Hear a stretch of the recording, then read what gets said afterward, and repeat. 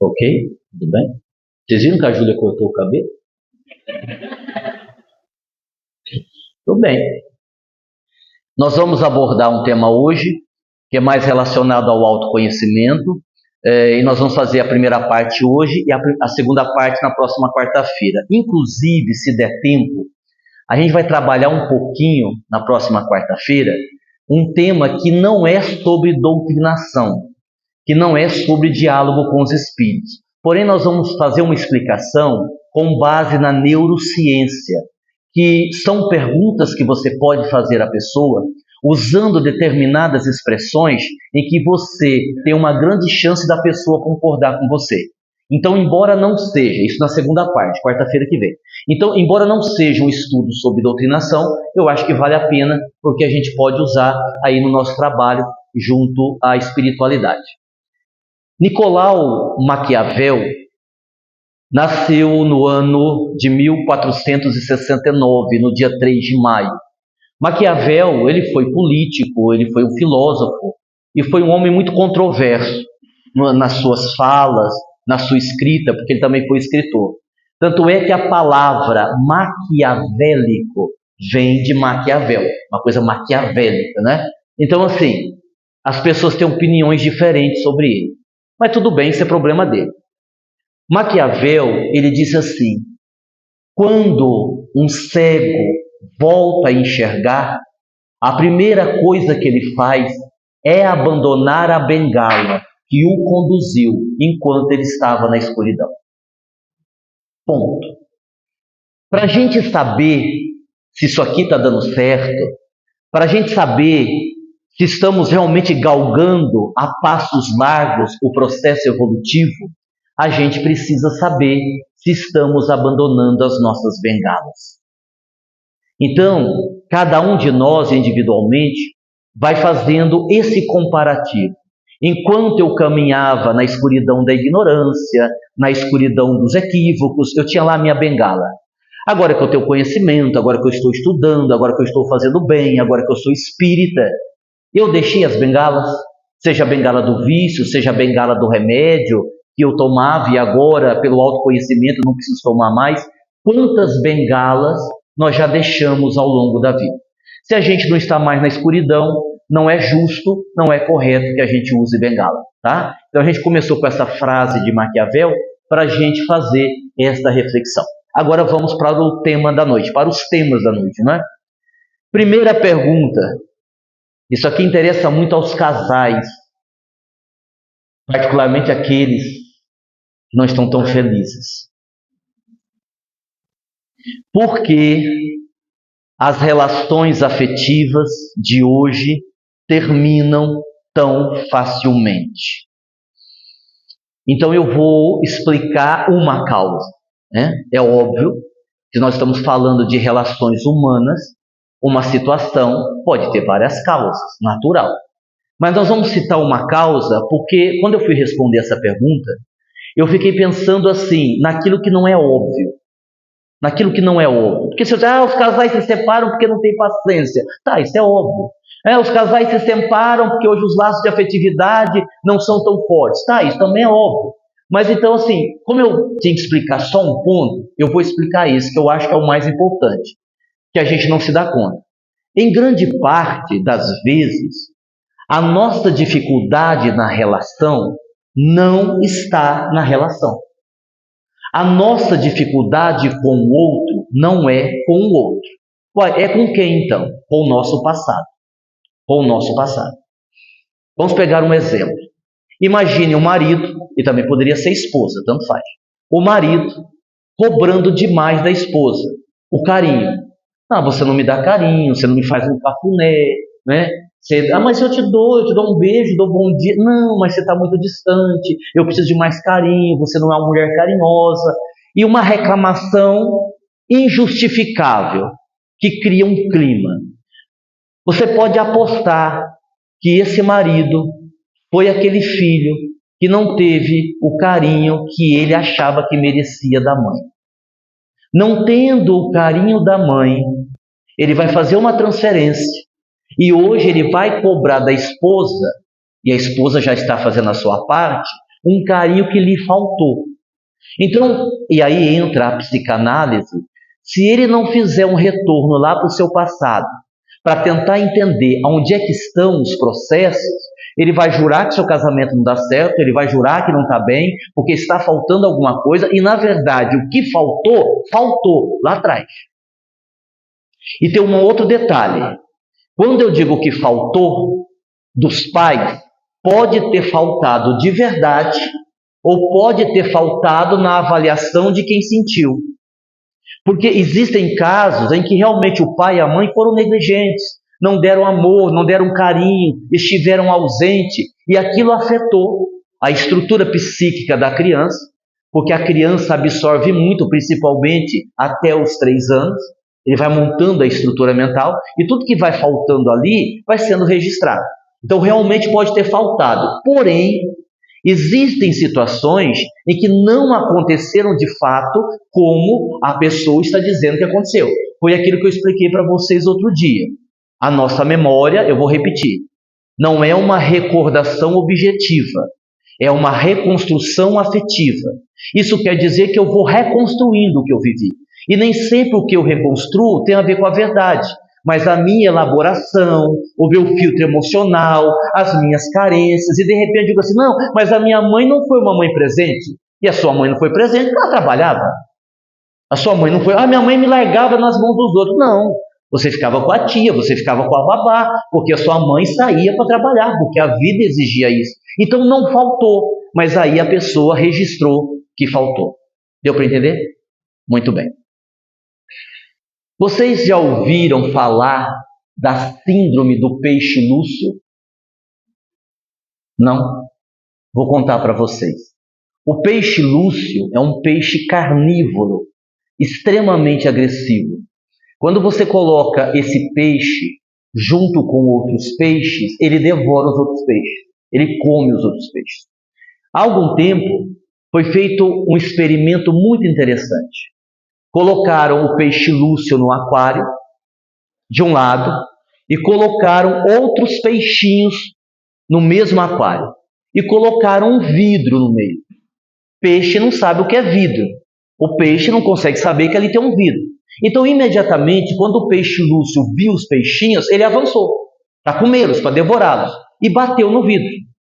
E ele retornou e tentou de novo, e bateu no vidro. Ele não tem a compreensão que ali tinha um vidro. E ele foi batendo, e ele foi se machucando. Machucando a boca, machucando as escamas, ele foi se ferindo. E ele se feriu tanto que ele parou. Quando ele parou de tentar, os cientistas tiraram o vidro. Naturalmente, os outros peixes foram para o lado dele. Ele foi para o outro lado. Só que interessante, a partir dali, ainda que os peixinhos passassem perto dele, na frente dele, ele não atacou mais. E depois de alguns dias morreu de fome. Embora agora, como o cenário era outro, ele podia ter devorado. O que aconteceu? Ele registrou que tentar comer os peixinhos era doloroso, era sofrido, ele ia se machucar, ele ia se ferir. A partir do momento que, entre aspas, ele fez esse raciocínio, ainda que depois ele pudesse, ele não fez mais.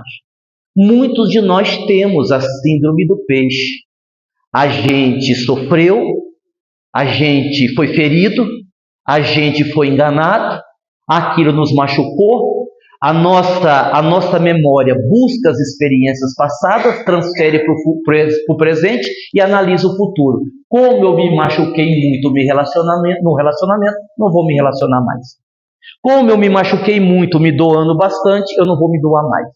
Como eu sempre fui carinhoso e não recebi de volta, eu também não vou ser mais carinhoso. É a síndrome do peixe lúcio. Né? Então esse experimento mostra o que nós estamos falando. É um exemplo do que a gente explicou. A gente precisa avaliar se muita coisa a gente não está trazendo aí da nossa infância e foi mal resolvido e por conta disso a gente tem problema. Certo? Segunda pergunta. Até que ponto ter pensamento positivo resolve os nossos problemas? É interessante que outro dia uma pessoa me dizia isso. Ela dizia assim, ela não é espírita. Ela me dizia assim, vocês espíritos ficam aí falando que tem que ter pensamento positivo, que tem pensamento positivo. Eu tenho pensamento positivo e não vale de nada. Eu tenho um pensamento positivo e a coisa continua feia do mesmo jeito. O Lucas Naves, que é um hipnólogo muito conhecido no Brasil, inclusive foi meu professor de hipnose quando eu fiz o curso de hipnose clínica. Ele fala de uma coisa chamada congruência. O sinônimo de congruência é harmonia. O sinônimo de incongruência é desarmonia. Ele diz assim, que não é que o pensamento positivo não resolva, é que nós não temos uma congruência. O que seria congruência? Seria você alinhar o que você pensa, o que você faz e o que você acredita. Então, às vezes, a pessoa até tem um pensamento positivo, mas na hora de agir, não age positivamente. A pessoa até tem uma ação positiva, mas o pensamento é negativo. Então, é essa falta de congruência que faz com que a pessoa, mesmo tendo o pensamento positivo, não consiga atingir os seus objetivos. Embora muitos objetivos não vão ser atingidos porque fazem parte da nossa experiência, faz parte da nossa luta, faz parte dos nossos desafios, né? Eu dizia outro dia para uma pessoa uma coisa muito importante. A expectativa está sob o seu controle, o resultado não. Isso quer dizer que eu não preciso ter expectativa? Não, você pode ter expectativa, mas não deixe de deixar um espaço na sua cabeça para a possibilidade de que, embora você tenha uma boa expectativa, o resultado seja diferente. E aí então, quando nós conseguimos essa congruência, então as coisas dão certo. Quer ver? Dá até para provar isso cientificamente. O que eu estou falando aqui não é uma mera opinião. Vamos pensar, vamos só lembrar. Se um comprimido de farinha, placebo, se um comprimido de farinha faz uma pessoa parar de sentir dor porque ela achou que era remédio de verdade, vocês imaginaram já do que a nossa mente é capaz? Se um comprimido de farinha faz a gente melhorar sem ter ali nenhum componente, que dirá quando a gente tiver um domínio sobre a nossa mente? E aí sim, e aí você vai na linha da neurociência, a gente vai trabalhar um pouco, eu não sou especialista em neurociência não, mas a gente vai trabalhar um pouquinho disso, porque a neurociência, ela vem trazendo essas análises, né? Então assim, olha que coisa interessante. Aí a gente lembra de Jesus. Quando você pensa que nós precisamos alinhar o que pensamos, o que fazemos e aquilo que acreditamos, nós lembramos de Jesus, que disse, tudo é possível àquele que crê. Nós vimos na última palestra de sexta-feira que Jesus disse isso, assim que desceu do Monte Tabor, e os discípulos estavam alvoroçados, porque a multidão estava ali, havia um pai que levou um menino, que era possuído por um espírito mudo e surdo, que ora jogava na água, que ora jogava no fogo, e os apóstolos chegaram até Jesus e pediram para ele ajudar, porque eles não haviam conseguido expulsar o demônio. E o pai chega até Jesus e diz a ele, se tu podes, cura o meu filho. E Jesus responde, se tu crês, eu posso, porque tudo é possível àquele que crê. E aí ele expulsa o demônio, o menino fica curado, e depois vão perguntar a Jesus, por que nós não conseguimos? E ele então diz que para essa classe de espíritos é preciso jejum e oração, né? Não o jejum de comida. Até porque se para evoluir fosse preciso jejum de comida, 90% aqui já estava condenado ao inferno, né? Porque comer, a gente gosta muito de comer. É um problema. Próxima. Nunca haverá justificativa para o autoextermínio do suicídio. Nessa minha ida a Santos, em algumas palestras, eu lembrei a história da jovem Noeli, que ocorreu há 2 semanas atrás. Aquela jovem, moradora de Barcelona, na Espanha, que entrou na justiça para ganhar o direito da eutanásia. A história dela é muito triste, mas nos convida a uma reflexão muito profunda. Noeli, uma jovem de 25 anos, quando isso aconteceu ela não tinha 25 ainda, ela sofreu um estupro coletivo, vários homens. Isso a abalou emocionalmente de tal forma que ela decidiu cometer o suicídio. ela decidiu se matar. Para isso, ela subiu num prédio e se jogou. O problema é que quando ela se jogou, ela não morreu, mas fraturou a coluna e ficou paralítica. E aí então, de um problema que ela tinha, que era o trauma, passou a ter dois. E aí ela passou a ter dores muito fortes, dores atrozes, a paralisia e o trauma que continuava. E ela entrou na justiça para ter direito à eutanásia. O pai entrou na justiça contra ela para não deixar ela fazer a eutanásia. E depois de alguns anos de briga, ela ganhou. E na quinta-feira retrasada, aplicaram a injeção de eutanásia nela e ela então partiu.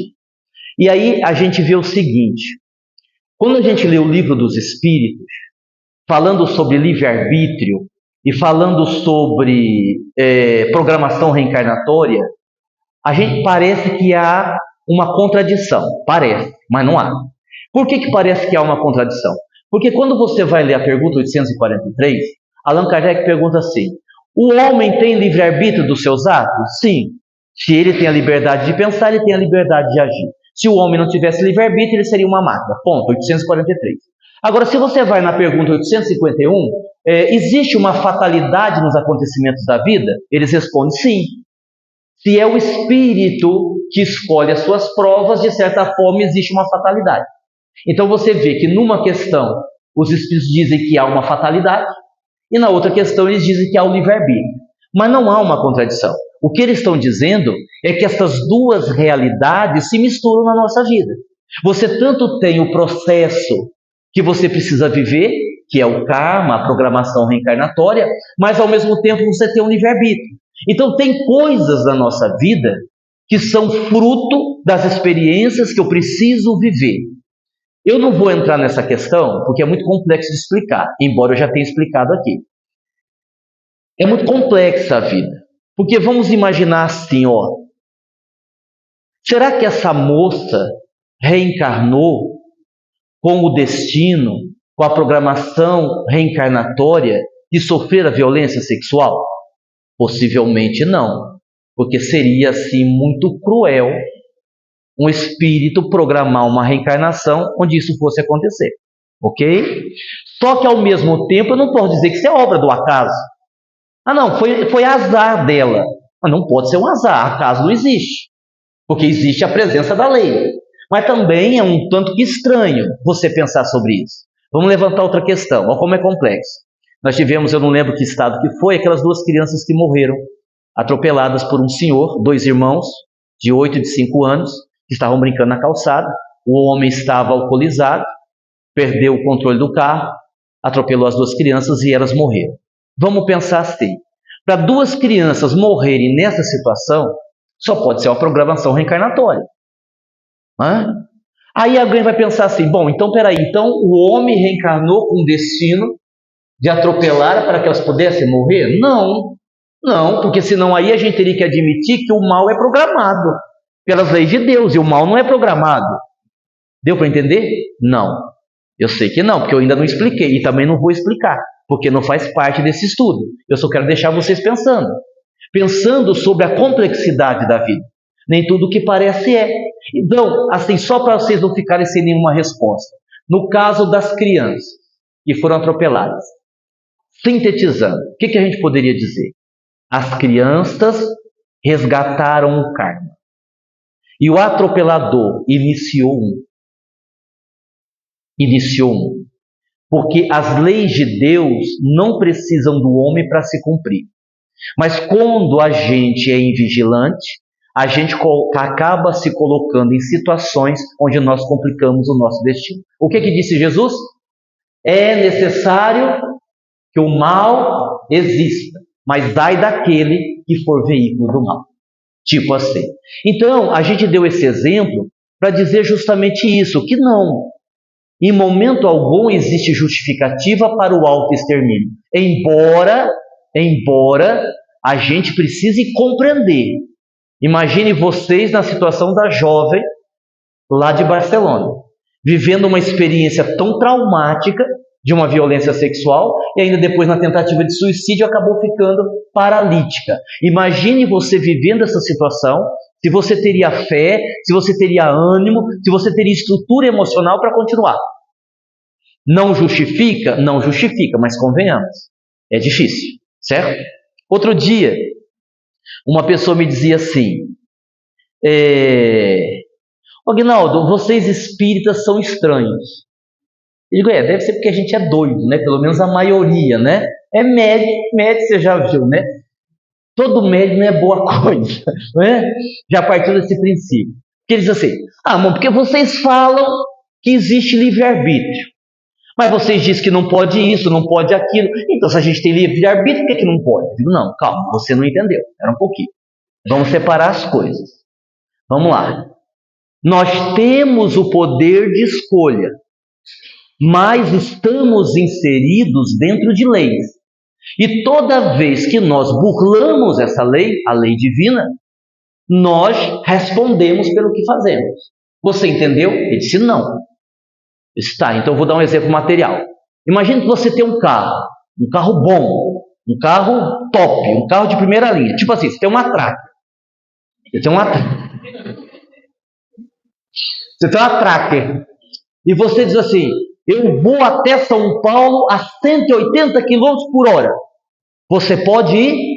Pode. O carro é seu, a rodovia está ali, você pode. Agora, o resultado disso vai ser o quê? Uma enxurrada de multas e você vai perder sua carteira de motorista. Você teve o poder de escolha, isso é o livre-arbítrio, e isso gerou uma consequência. O problema é que nem sempre a consequência vem nesta vida. E aí a pessoa vai viver a consequência numa outra vida. Como ela não se lembra, ela acha que é injusto. Mas por que eu tenho essa doença? Eu nunca fiz mal para alguém. Você não fez agora, mas você fez antes. Então o livre-arbítrio existe. E tem outra coisa. Tem outra coisa que complica o livre-arbítrio. Porque você pode usar mal o seu livre-arbítrio por uma falta de maturidade emocional. E aí você se compromete, porque a sua imaturidade emocional faz você criar situações para você que você não precisava. Por exemplo, e tem coisa que é difícil. Eu até hoje não sei se a Carla casou comigo por amor ou por causa do dinheiro que eu tenho. Eu sempre fico na dúvida. Eu sempre fico na dúvida sobre isso. Então, é difícil de responder isso. É difícil de responder isso. Vai saber. Bom, então, vamos pensar. Eu posso, por exemplo, pela minha imaturidade, achar que uma coisa é uma coisa e não é. Então vamos resumir assim, ó. É assim, funciona assim, é simples. Quanto maior for o seu nível de maturidade, mais amplo será o seu livre-arbítrio. Quanto menor for o seu nível de maturidade, menos você terá livre-arbítrio. Porque você está sujeito à influência do meio, você está sujeito a um monte de coisa. Certo? Maquiavel, lembrando ele de novo, ele diz assim, isso é falta de maturidade. Se os porcos pudessem votar, sempre o cara que leva a lavagem iria ganhar, independente de quantos porcos ele já tivesse matado. Certo? Isso acontece muito conosco no meio político, né? A gente vê muito isso, né? Trouxe a lavagem, eu voto em você, né? Então, assim, por quê? Falta de maturidade, falta de autoconhecimento, falta de um monte de coisa, isso interfere no seu livre-arbítrio. Mas e quando eu chegar do lado de lá, então tá tudo bem, porque eu não sabia, eu era ignorante. Assim, eu vou explicar isso pela última vez. A ignorância que te protege é aquela ignorância oriunda da falta de oportunidade de aprender. Vamos supor, eu chego lá no lado de lá e encontro um de vocês aqui que vem aqui, lá sofrendo no umbral. Aí a pessoa diz, Aguinaldo, eu estou aqui sofrendo no umbral, misericórdia, me ajude aqui, eu estou aqui sofrendo, eu não sabia que era assim, ninguém me explicou que era desse jeito. Aí eu vou dizer assim, como não? Como não? Tinha estudo toda quarta no centro, você não ia? Tinha palestra toda sexta, você não ia? Tinha domingo, live, você não assistia? Mas você era ignorante porque você queria. Então toda pessoa que é ignorante voluntariamente vai pagar do mesmo jeito. Porque ele não aprendeu porque ele não pôde. Ele não aprendeu porque ele não quis. Então ele responde por isso, certo? Então não venha dizendo que é ignorância, não. Vocês tudo aqui, nenhum pode usar esse argumento. Está tudo ferrado. Porque vocês sabem, vocês conhecem, vocês foram informados. Próxima pergunta. Qual o melhor caminho para vencer o homem velho? Ó que pergunta. Ó que pergunta. Dostoiévski, que foi um pensador russo do século XIX, ele diz assim: no processo de luta contra os meus demônios, eu comecei a entendê-los. Vou repetir. No processo de luta contra os meus demônios, eu comecei a entendê-los. Cara, é isso. Qual é o melhor processo para eu lidar com o homem velho que existe em mim? Entender. Entender o que há. Entender o que é meu. Entender o que é o do obsessor. Entender o que é uma personalidade. Entender o que é emocional. Entender o que é espiritual. Quando eu vou estudando, entre aspas, os meus demônios, eu vou conhecendo-os melhor. E conhecendo-os melhor, eu sei como lidar com eles. Conhecendo a minha sombra, eu sei como lidar com eles. É isso. É isso. Porque é assim, ó. Vamos pegar um exemplo. Existem dois caminhos quando você está vivendo uma dor. Um maduro e o outro imaturo. Eu dizia isso para uma pessoa hoje. Lembrei aqui, vou dar esse exemplo. Então vamos imaginar. Você tem uma esposa, vou pegar o homem de novo como exemplo. Você tem uma esposa que você ama. Ela larga de você. Foi embora. Deixou lá uma mensagem. Você saiu, ela arrumou a roupa, foi embora e deixou uma mensagem. Foi embora, né? Até lembrei agora de Milor Fernandes. Milor Fernandes, aquele cartunista, humorista que já morreu, ele dizia assim: a maior prova que existe vida fora da Terra é que nunca tentaram um contato conosco. Vida inteligente. Eu achei o máximo ele dizer isso, não é? Porque o nosso planeta, ainda tão pequenino na evolução, não desperta o interesse das outras pessoas, dos outros seres. Então, a esposa te deixou. Qual é a sua opção? Primeira opção, a madura. Eu vou refletir, eu vou pensar por que o casamento acabou, eu vou tentar entender as razões do outro, eu vou olhar para mim e tentar identificar onde eu fui culpado para aquilo. Se eu tive alguma culpa, eu vou dar um tempo, eu vou ficar sozinho, eu vou refletir. Essa é uma postura madura. Você está indo no caminho da cura. Mas, geralmente, a gente coloca uma armadura e não faz isso. A gente não tem a capacidade ainda de olhar para si. Podem prestar atenção. Quando alguém diz alguma coisa que você não gosta, o que você faz? Afasta da pessoa. Fala mal dela. Bloqueia no celular. E por que você fez isso? Aí vem assim, ó, você tem que fazer desse jeito. Nossa, a Célia me falou uma coisa que eu fiquei com uma raiva. Legal, ok. Primeiro passo, legal, é isso mesmo. Você está admitindo que sentiu um sentimento negativo pela Célia, porque poderia ser pior. Eu poderia dizer assim, não, eu adoro a Célia, mas ela é insuportável. Ó, eu já camuflei. Adoro nada, eu já estou mentindo. Né? Porque aí é pior, porque eu quero fazer que sou bom, falar que sou bonzinho, mas no fundo eu estou colocando as pessoas contra a Célia.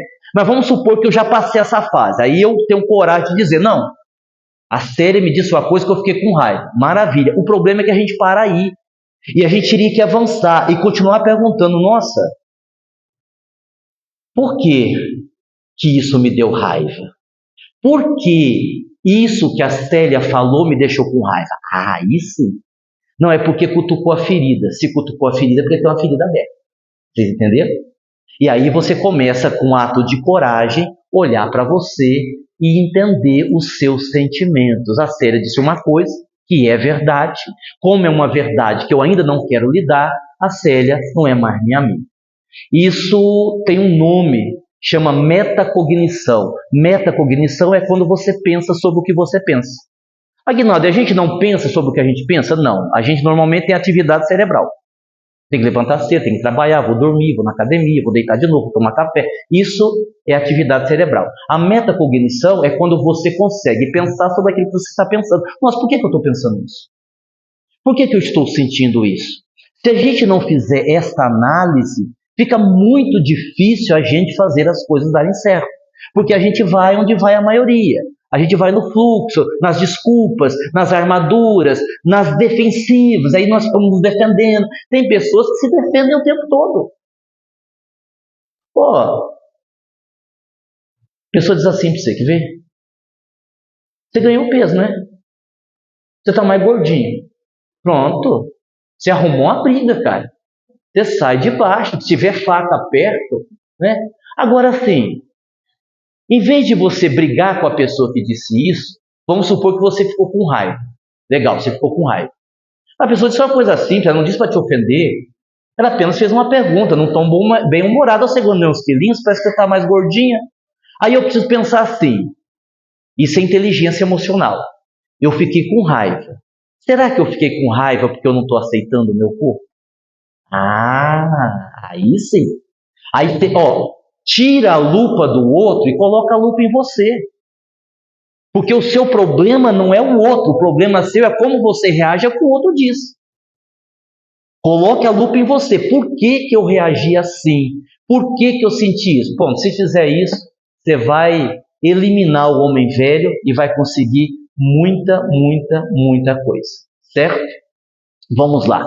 Próxima pergunta. Poderíamos dizer que vivemos numa matrix? Nós estaríamos vivendo numa ilusão? Nós não, a maioria das pessoas. A maioria das pessoas, sim, porque existem verdades que escondem de nós. Os governos, né? Existem verdades que escondem de nós. Só que também existe uma preguiça da nossa parte. Quando você pega essa guerra, onde fizeram as pazes, né? Fizeram um acordo, né? Já acabou hoje. Não sei se vocês já acabou, né? Já bloquearam o estreito lá de novo, né? Já começou tudo outra vez, né? Porque Israel atacou o Líbano, né? Porque Israel disse que isso não entrava no acordo de paz, e aí então os iranianos fecharam tudo de novo. Então, assim, quando você olha de fora, você tem uma visão. Agora, se a gente tem interesse, se a gente busca compreender, né, a metodologia dos Ayatollahs, cara, é bárbaro. O pessoal casa com crianças de 6, 7, 8, 9 anos, casa. Eles jogam homossexuais de cima do prédio. Eles colocam crianças na linha de frente numa guerra. Então, assim, aí a gente fica pensando assim, e se esse povo resolver dominar o mundo? Como é que vai ficar? O que eu quero dizer? Ah, então você está do lado do Donald Trump? Eu não estou do lado de ninguém. Eu estou dizendo que eles escondem muitas verdades de nós. Vamos pegar o Brasil. Muitas verdades estão escondidas de nós. E tenho fé que ainda a gente vai descobrir muita coisa. Agora, também da nossa parte não tem interesse. Eu vi essa semana, o pessoal revoltado, o pessoal brigando, o pessoal indo para as ruas, o pessoal cobrando. Aí você vai dizer, pela situação do Brasil, Aguinaldo? Não, porque o Corinthians está 9 jogos sem ganhar. Então, aí, agora entrou o Diniz no Corinthians, agora piorou tudo, né? Bem feito, porque o consolo de quem sofre é ver que alguém sofre mais do que você, né? Eu tenho que sofrer com o Santos, né, que além de não ganhar, está todo endividado, né? Falando mal do Neymar, mas também os corintianos não estão com a bola toda, então isso consola a gente. Então você vê, então, cara, tudo bem gostar de futebol, tudo bem torcer para um time, está tudo certo, mas eu tenho que ficar indignado pelas coisas do meu país, por aquilo que eu busco, a justiça e tudo mais. Eu doei o meu sangue, é uma coisa assim. Vocês já observaram? E não é que eu não gosto de futebol, não, tá? Nada contra futebol. Quando você assiste um jogo de futebol entre dois times grandes, cara, você olha para a torcida, aquelas pessoas gritando, aquelas pessoas olé, gritando olé. Cara, que energia! Você já pensou se as pessoas usassem isso para ajudar a melhorar o Brasil? Pô, nós éramos outro país, não é? Então você tem as verdades que nos são escondidas, mas também existe a nossa realidade. Ninguém está muito preocupado. Vamos fazer churrasco, vamos tomar cerveja e está tudo bem. Aí fica difícil. Aquelas pessoas que se aventuram a estudar um pouco mais, a buscar informações, etc. e tal, essas conseguem sair um pouco dessa matrix. Mas a verdade é que a maioria ainda vive nessa matrix. Próxima pergunta.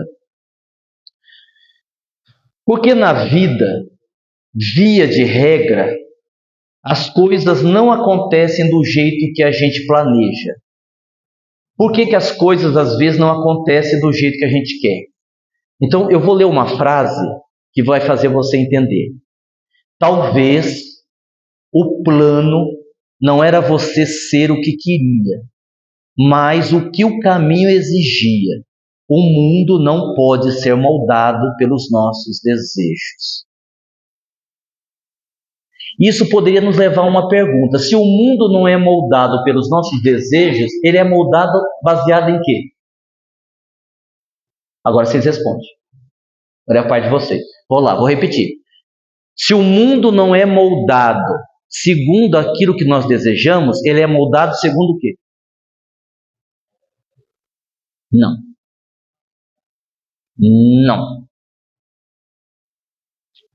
Ele é moldado segundo as nossas necessidades evolutivas. Porque se fosse para o mundo se moldar aquilo que nós queremos, como a gente é criança espiritual, a gente só vai querer o quê? Brinquedo perigoso. Certo? E aí a vida vai acontecendo do jeito, que aí é a perfeição de Deus. Ou a vida vai acontecendo do jeito que a gente precisa para a gente evoluir. A vida trabalha em nosso favor.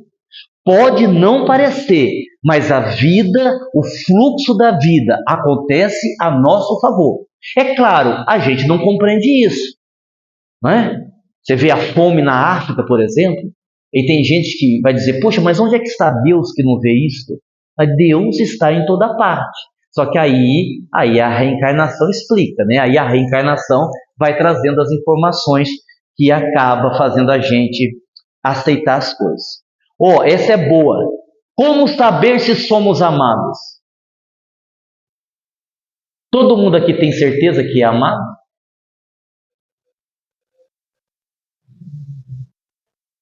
Júlia, você é amada? De cabelo cortado, olha.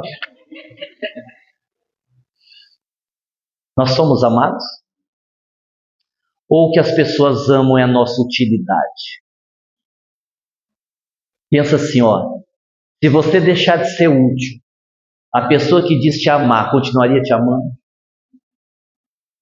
Então assim, para você descobrir que é amado, você vai fazer 3 perguntas para você mesmo. Primeira pergunta. Não, essa não é a pergunta, perdão, eu errei. É 2 afirmações e uma pergunta. Primeiro, se ame primeiro, independente de qualquer coisa. Porque se você não se amar, você vai aceitar qualquer bagulho. Eu falo bagulho espiritual, tá? Você vai aceitar qualquer coisa. Porque quando você vai amar sem se amar, não é amor, é submissão. É carência que vai ceder aos caprichos da outra pessoa, para você não perder e viver na solidão. Primeiro ponto. Antes de amar, ame-se. Segundo ponto. Verifique se você faz por merecer ser amado. Porque as pessoas ficam reivindicando amor. Mas você é insuportável, quem é que vai amar você? Melhora um pouquinho, né? Porque a pessoa assim, né? Mas lá ninguém gosta de mim. Não gosta mesmo, ninguém te aguenta, é verdade, né? A minha família faz festa e não me convida. Porque você é chato, cara, você conversa demais, você se mete na vida dos outros, não vão te convidar, né? Então assim, você quer ser amado? Então tá, o que você está fazendo para ser amado? Você tem que fazer essa segunda pergunta. E a terceira, que eu já fiz, eu até me adiantei. Quem diz que te ama, continuaria te amando se você deixasse de ser útil? É uma pergunta importante. Próxima. Eu não vou conseguir acabar, então eu não posso cumprir, não sei se eu vou cumprir com o que eu disse no início, de fazer aquele estudo na próxima quarta-feira. Eu vou trazer, mas eu tenho que terminar esse. 8ª pergunta. Como resolver o problema dos excessos? Excesso de álcool, excesso de sexo, excesso disso, excesso daquilo, etc. Bom, se você for usar a terapêutica da psicanálise, você vai fazer o seguinte. Na psicanálise existe uma máxima. Todo excesso indica uma falta. Isso quer dizer o quê? Se você chegar numa sessão com um psicanalista e dizer que você bebe muita bebida alcoólica, o psicanalista não vai trabalhar essa questão com você. Ele vai descobrir o que é que está faltando na sua vida, o que é que você está tentando compensar, porque nós entendemos na psicanálise que o excesso é uma tentativa de compensação, que o excesso é o sintoma. É por isso que nós não curamos muitas doenças emocionais, nós confundimos causa com sintoma. Eu estou depressivo, é sintoma. Eu estou com uma dependência química, é sintoma. Eu não consigo largar do álcool, é sintoma. Então você não trabalha o sintoma, você trabalha a causa. E evidentemente a psicanálise vai investigar e descobrir qual é a causa. Próxima pergunta, vou correr um pouquinho. Enfrentar os demônios, lembrando lá dos demônios que eu citei agora há pouco, enfrentar os demônios é necessário, ok. Mas é muito difícil. Difícil enfrentar os demônios. E se nós não enfrentarmos? Que legal, né? E se nós não pagarmos as nossas contas no final do mês? Né? Se for o Corinthians, pode. Ele está devendo milhões e não pagou até hoje. Eu vou parar de falar isso porque o Santos eu descobri hoje que também está. Então deixa quieto, empatou. Aí tem uma frase de Freud que ela é assustadora, mas ela é fantástica para responder essa pergunta. Freud diz assim: a fuga é o instrumento mais seguro para se cair prisioneiro do que se deseja evitar. A fuga é o instrumento mais seguro para se cair prisioneiro do que se deseja evitar. Ou seja, a fuga te aproxima do problema. É assim que funciona. Porque aí é padrão vibratório. Não tem aquele negócio? Você pega uma pessoa que tem medo de barata. Tem 50 pessoas aqui. Aparece uma barata voando. Ela vai ir para onde? Na pessoa que tem medo. Não é assim? Outro dia eu hipnotizei um rato. Sabia? Hipnotizei. Vou contar para vocês. Eu estava fazendo uma palestra. Já haviam me avisado, né? Os espíritos, anjos da guarda que vão comigo nas festas já tinham me avisado. Tem um rato aí. Eu estava fazendo uma palestra, 100 pessoas sentadas. Eu bati o olho lá no fundo, uma ratazana desse tamanho assim, que ficava até em pé. E eu falando e orando: meu Deus, leva essa ratazana embora, não deixa ela entrar no salão, porque se ela entrar no salão... E aí, graças a Deus, aí eu olhei para o rato e falei: sai daqui, né?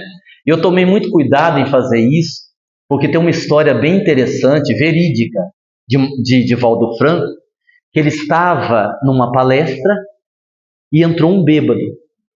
E o bêbado estava sendo influenciado por um obsessor. E o bêbado, no meio da palestra, começou a gritar. Ele fazendo a palestra, o bêbado levantou, começou a gritar, começou a pregar também.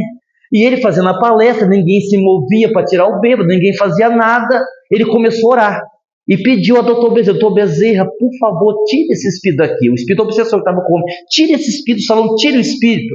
Surgiu o doutor Bezerra, foi conversar com o obsessor, conversou com ele, não tirou ele, voltou até o Divaldo e disse assim: Divaldo, eu vim atender o seu pedido.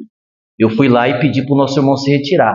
E ele me perguntou uma coisa, ele disse assim: se você me retira da casa de Deus, eu vou para onde? Então eu vim perguntar para você: você quer que eu leve ele para onde? E aí ele disse: não, deixa ele lá mesmo, deixa o bêbado lá, não é? Você tira da casa de Deus, não é? Então, mas eu consegui hipnotizar o rato, e o rato foi embora sem entrar. Próxima: nem todo sofrimento vem do karma. Então vem de onde? O psicólogo Paulo Aguiar, ele faz um pensamento muito interessante. Ele fala da autoexecução. E aí ele faz o seguinte raciocínio: você pensa do mesmo jeito, você sente do mesmo jeito, você reage do mesmo jeito, você faz do mesmo jeito, você escolhe do mesmo jeito e depois pergunta: por que a minha vida não dá certo? Então isso é uma autoexecução. Eu estou num círculo vicioso, fazendo sempre do mesmo jeito, e depois então eu culpo Deus porque a minha vida não dá certo. E assim, é muito interessante isso, porque isso realmente é uma autoexecução. Lembra daquele ditado africano que eu já citei aqui, muito sábio? Diz o ditado africano assim: espero que quando a morte te encontre vivo. Você vai dizer: não tem sentido, porque para a morte me encontrar eu tenho que estar vivo. Não necessariamente, porque muita gente já morreu emocionalmente e continua vivo só fisicamente, empurrando com a barriga, levantando, faz. Água para cima, água para baixo, sobe, desce. Então assim, precisamos estar vivos sob o ponto de vista emocional. Eu estou tentando deixar só uma questão para a próxima quarta, tá? Porque essa questão eu vou levar 25 minutos para responder, então não vai dar tempo hoje. Vamos lá. Vocês já ouviram falar da teoria do bode? Vocês conhecem a teoria do bode? Eu vou contar para vocês. Vocês têm que tomar cuidado com isso. Os políticos fazem muito isso com a gente. A mulher diz assim para o marido: pelo amor de Deus, compra um sofá novo. Ou pelo menos reforma esse. Está rasgado, está sujo. A espuma está para fora. Não dá nem para receber visita em casa. Compra outro sofá. Aí o marido vai lá e compra um bode. E bota o bode na sala. 2 meses com o bode lá, ninguém aguenta mais. O bode berra, o bode faz cocô, o bode dá trabalho, o bode é fedorento. 2 meses depois a mulher está desesperada. O homem pega o bode e vende o bode. Quando vender o bode, vai criar um alívio tão grande que ela vai achar que o sofá não é um problema tão grande, vai aguentar mais um ano. Certo? É quando a pessoa cria um problema maior para você esquecer do primeiro. Sim? Então, a gente tem que estar atento com isso. Não use um problema para esquecer o outro, né? Na nossa política acontece muito isso, né? A gente está impactado com um caso de corrupção, a gente está assim, aí surge outro maior, a gente esquece aquele e vai para o outro maior.